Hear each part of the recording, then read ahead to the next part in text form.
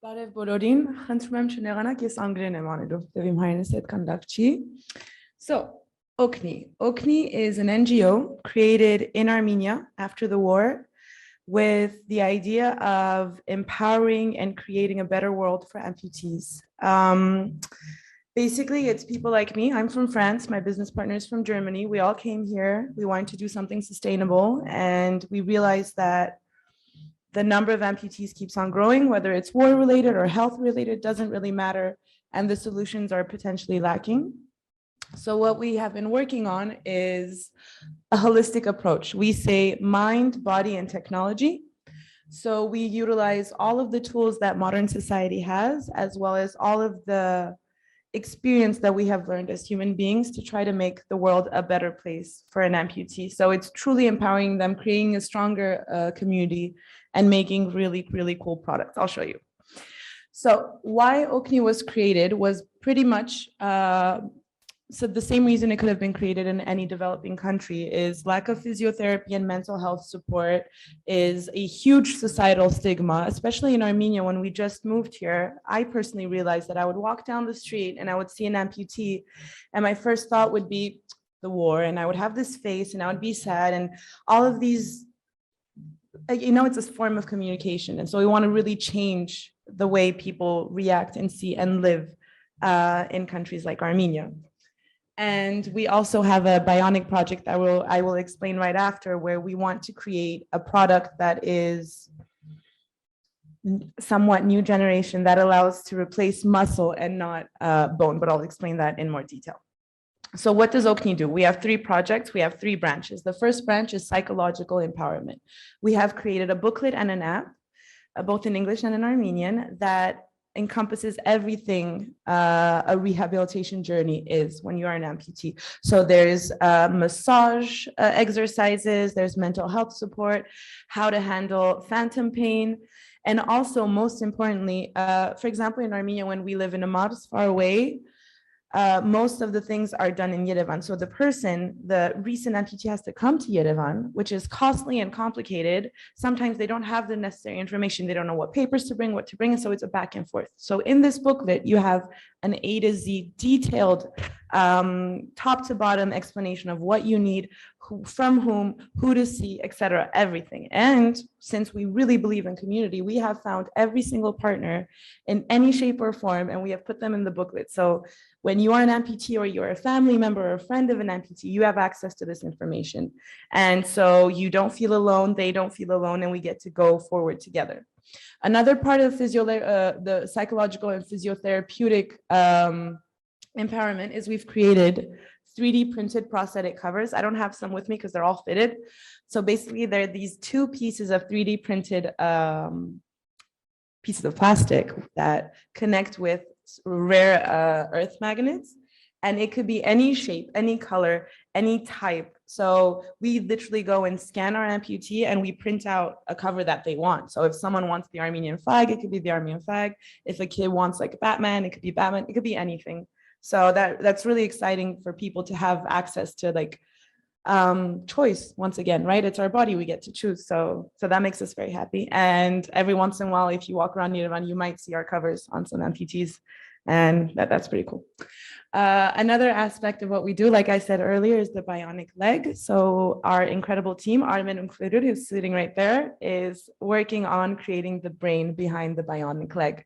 So currently prosthetics are mechanical, so they replace the bone. However, that creates spine problems, exhaustion, etc., because it's always an imbalance. So we want to create the bionic leg, which is smart, AI infused, and understands the user, specifically that user, when they want to jump, when they want to sit, when they want to move. And throughout our proprietary code, it really understands the movements down the line. So yeah, that is a very long-term project because it is complicated and costly, but we're getting there. We've given ourselves 5 years. Another thing that is also part of the bionic leg is that we work with TUMO labs, so we could educate the future generations, because we want this to be sustainable. It's not a one-time thing. We want Oqni to live and thrive, and for years to come, for kids to learn all of these things and to teach other people all of these things. And for example, in September, we're starting a program where we're teaching 3D modeling and engineering to war veterans and amputees so that they can make their own solutions and solutions for the community. So that's pretty cool. This I already explained. One of the fun things and exciting and humbling things that we do is once a year, we go all over Armenia to the Mars to meet our core focus group, and we get to give them all the solutions. We give them, yoga mats and exercise balls, everything they need, the booklet, the app, and we get to meet them. And it is the most human thing. Like we did it this year, and it was the most human thing we have all ever experienced. So it's cool. So some examples of our covers, the bionic leg. When we started, a lot of us don't really do what we've gone to school for. I'm a clinical psychologist. I don't really, I don't have patience right now. So we learn a lot on the spot, which is complicated but amazing.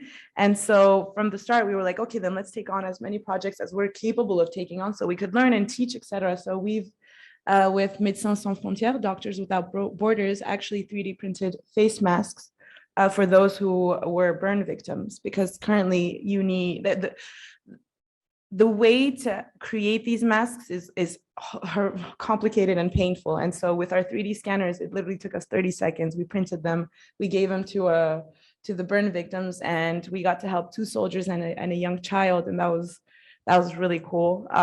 We also, I'll show the team afterwards, but we also, for example, helped a doggo that served during the war and lost his paw. So we were able to scan and 3D print his paw. Like there's so many opportunities and so much to do, because the limit is so far away. We have the printers, we have the technology, we have the amazing team.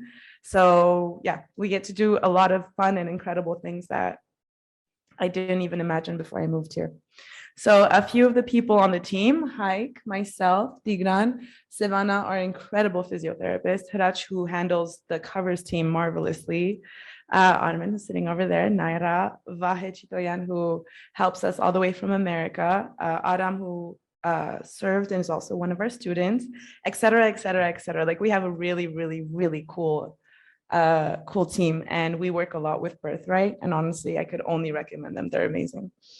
What we are looking for is volunteers, because like I said, we learn from one another, and we want anyone from around the world, from Armenia, just join us, bring us your knowledge, experience, let us share ours as well, let us create a stronger Armenia, because we are so capable, like our people, our country, our community, we're so capable of pushing the sky, even though it's the limit, we could push it further. And so let's just join forces and make cool things and make amputees have a better and more fulfilling life, because they deserve it.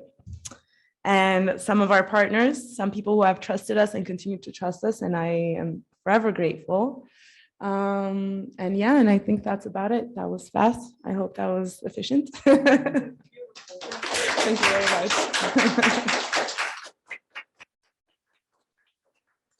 Any questions?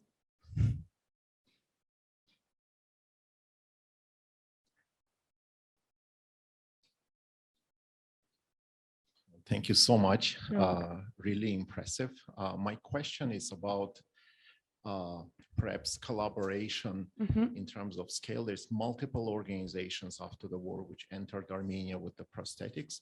So I guess my question is more of does collaboration make sense, or diversification is better in this case? Collaboration, 100% from the start. Oqni has been about collaboration, and we collaborate with many clinics and prosthetics entities and corporations, because they do what they do very well. However, what we have learned to do, we also do very well. So if we could team up, like for example, our covers, they don't exist in Armenia and in most countries in the world.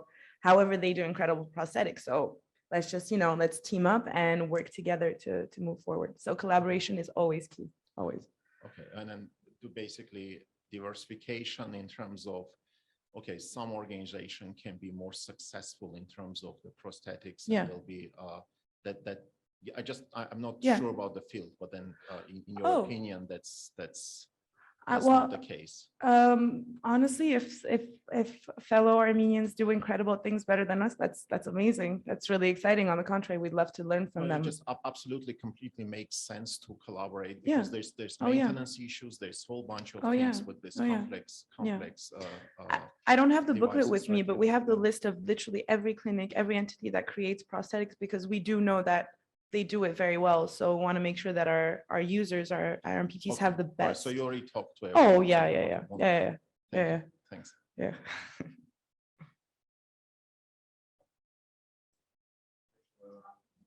Yes.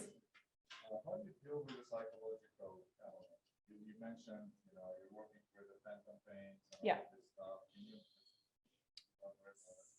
Is that in regards to the team or the users, our amputees? the amputees? Okay. Like, do you have some kind of counseling? Yeah. Or how does that? Yeah. Once again, collaboration. So we work with frontline therapists for Armenia, and also private people who just have their own cabinets and who consult for free. So basically what happens is when an amputee comes to us and says, this is who I am, what can you do? So we assess, obviously we fit them for a cover. We open the doors towards therapists who would love to meet them. We never push and they never push. It's very important for it not to be forceful. So we usually give the booklet, which has all of the explanation. It's like a little taste of what it can be.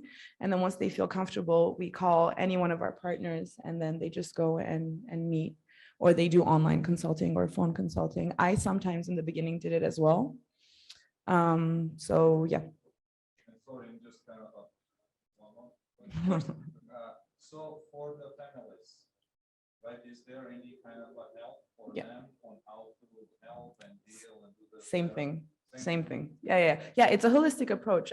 So when we did our roadshow, we went and met the families and we invited them to, because we had these like points where people could come to us, and we also went to them, and they brought their kids and their wives and their husbands and their best friends. And so it was really about meeting everyone, because this is not something one can go through alone, nor should they.